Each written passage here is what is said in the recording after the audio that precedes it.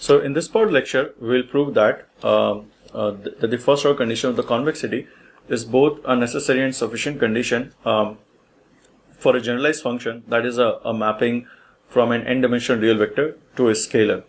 And the underlying assumption is that the domain of the function is a convex set. Even in the earlier part of the lecture, we use an underlying assumption that the domain of the function f is a convex set, which means in 1D case it's an interval, and that's why the point theta times z plus 1 minus theta times x plus 1 minus theta times y belong to the domain of the function. So here also we'll assume that the domain of the function is a convex set, and now we'll prove the sufficient necessary and sufficient condition of the first order condition of convexity for a generalized function.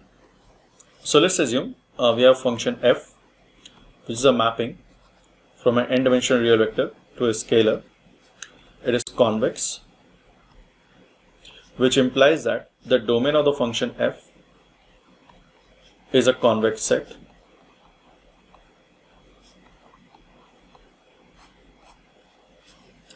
So we'll use here the earlier property of a convex function, which we discussed, is that the function f is convex if and only if it is convex when restricted to a line that intersects its domain. That is, f is convex if and only if the function g of t, which is equal to f of x plus t times v, is convex, where v is any direction vector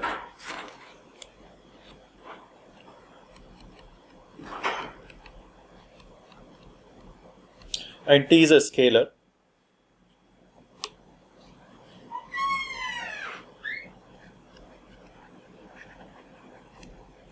and the domain of the function g is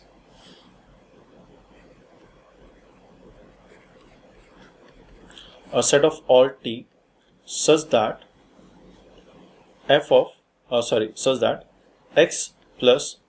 t times v belongs to the domain of the function f.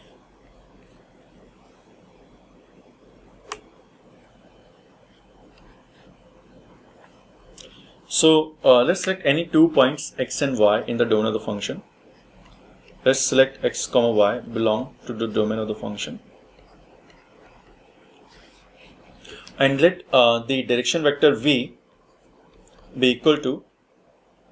y minus x. Also, one of the remarkable property now as a result of this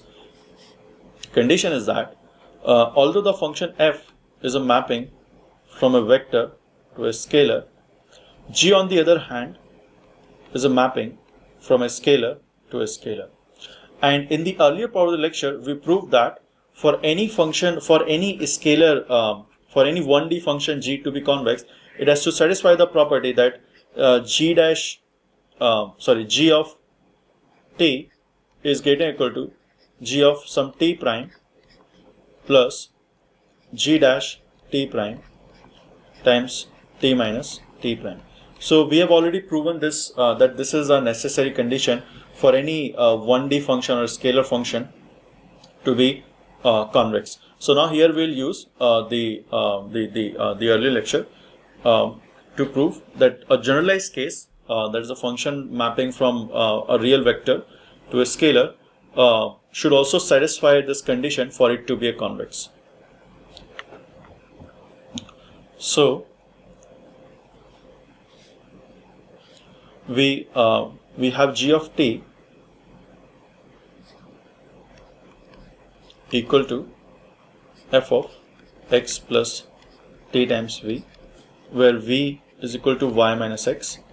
So the domain of the function g is set of all t such that x plus t times v is the domain of the function. And if y and x belong to the domain of the function, then at least for t equal to 0 and t equal to 1, any t between 0 and 1, this vector v will also be in the domain of the function, and the resultant vector here, at least for any t between 0 and 1, the resultant vector is in the domain of the function. That is, t equal to 0 is also in the domain of the function, t equal to 0 belongs to the domain of the function, and so is t equal to 1. So now we'll plug in the definition of t. So we have already proven for the 1D case that g of t would be greater than equal to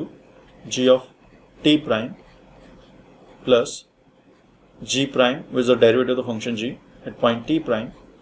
times t minus t prime for any t and t prime belonging to the domain of the function g. So now we can put t equal to 0 and t prime as t equal to 1 and t prime as 0. So this will give us g of 1 is greater than equal to g of 0 plus g prime of 0. And here we can see that from the definition of the function g dash t is equal to the gradient of the function f at x plus tv transpose times the derivative of this term with respect to t, which is v. So now we'll just write it here. G prime t equal to gradient of the function f at x plus t times v transpose times v. So now we plug in the definition of g and the g prime. So we get that if you plug in 1, what we get is f of x plus tv, where v is y minus x, as f of x plus y minus x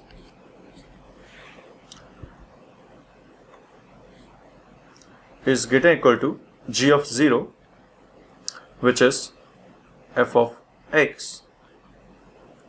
plus g prime of 0, which is the gradient of the function f at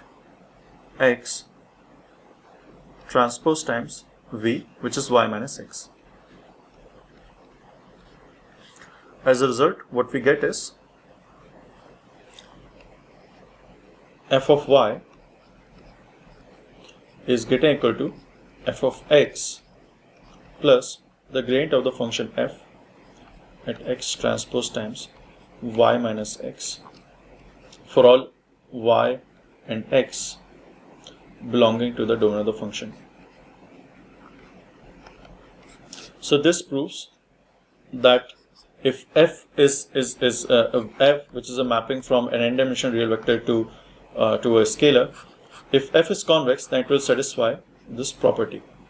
So this completes the proof of the necessary condition